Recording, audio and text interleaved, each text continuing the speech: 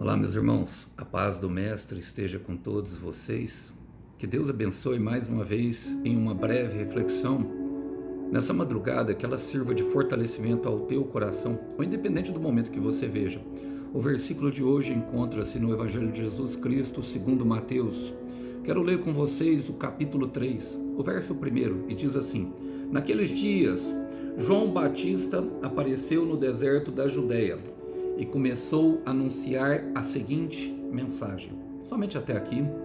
Sabemos que João Batista teve um ministério que poderia se falar que foi meteórico, irmãos, mas ele foi cheio do Espírito Santo desde quando nasceu. Nós vemos isso na passagem do encontro de Maria e Isabel, onde as crianças se agitaram no ventre da mãe e as duas mães começaram a profetizar e a se alegrar muito cheias do Espírito de Deus. Mas não é porque foi um ministério meteórico, ou seja, bem rápido, que não teve bastante relevância. Pelo contrário, Jesus dá testemunho de um ministério bastante efetivo, o que não tem a ver com o tempo, e sim com aquilo que nós carregamos, a mensagem implantada. E nesse simples versículo, eu aprendo algumas coisas, porque eu costumo falar para vocês e vou frisar isso aqui novamente. João Batista tem aquele que é a tipologia da igreja, porque, irmãos, é a voz que clama no deserto. E pensando nisso, eu quero fazer aqui, aprender duas coisas com eles, com esse versículo. Fala assim, naqueles dias, João Batista apareceu no deserto da Judeia. E assim somos nós, irmãos, quando de fato conhecemos o Senhor Jesus. Porque, irmãos, é quando nós descobrimos que nós estamos no deserto. Muitos aqui que me ouvem estão num deserto sentimental, outros estão no deserto financeiro, outros num deserto de enfermidade, outros num deserto espiritual e ministerial, ou até mesmo familiar. Não importa qual o deserto que você tenha enfrentado, Deus lhe atraiu ao deserto para falar de amor, e há um momento em que nós descobrimos. É como João Batista apareceu no deserto, ou seja, o nosso deserto de fato foi revelado. Mas Deus tem um propósito com o deserto. É no deserto que Ele fala de amor conosco. É no deserto que Ele vem falar o que Ele vai fazer. É no deserto que Ele mostra para nós quem Ele é.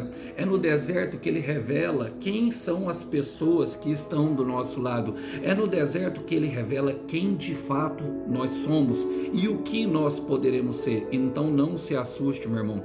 Não se assuste, minha irmã. Esse deserto tem um propósito. A palavra diz que Jesus Cristo também começou em Mateus capítulo 4, versículo 1, fala que o Espírito Santo levou Jesus ao deserto. E talvez você pense: Alisson, mas o meu deserto eu vim por causa de uma grande desgraça. Mas eu tenho plena convicção que eu não sei se você mesmo com seus passos caminhou para lá, ou se Satanás também te levou. Pode acontecer. Ou se, como Jesus, foi o próprio Deus que te levou. Não importa, irmão. Deus se vale justamente para você conhecer Ele e saber que Ele tem algo poderoso contigo. Se você ficar firme e aceitar o processo, Ele vai te levar a viver grandes coisas. Olha, a gente vê na vida de João Batista, ele fala: e começou a anunciar a seguinte mensagem. Ali no deserto começa algo grande. É ali no deserto que é um lugar tão inóspito, irmão, e na etimologia da palavra significa Medebar. Medebar significa o lugar da palavra, um lugar onde que é muito silencioso e nós somos capazes de ouvir a voz de Deus. Se chegarmos ao profundo daquilo que aquela dor pode trazer, a dor de caminhar no deserto, eu sei que dói, irmão, eu também tive os meus desertos, acredite, e não foram poucos.